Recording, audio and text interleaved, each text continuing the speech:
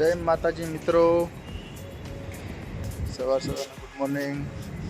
કેમ છો બધા? જોઈ શકો છો હવામાં ઠંડી કેવી પડી રહી છે અમદાવાદમાં. તમારે ત્યાં કેવી ઠંડી છે એ કોમેન્ટ કરજો.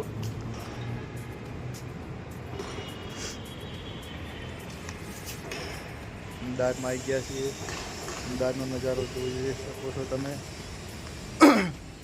અહીંયા એટલી બધી ઠંડી તો નથી તમારા જેટલી. 2 દિવસ ગામડે બહુ ઠંડી પડી ગઈ. તમે જોઈ શકો છો અમદાવાદનો નજારો.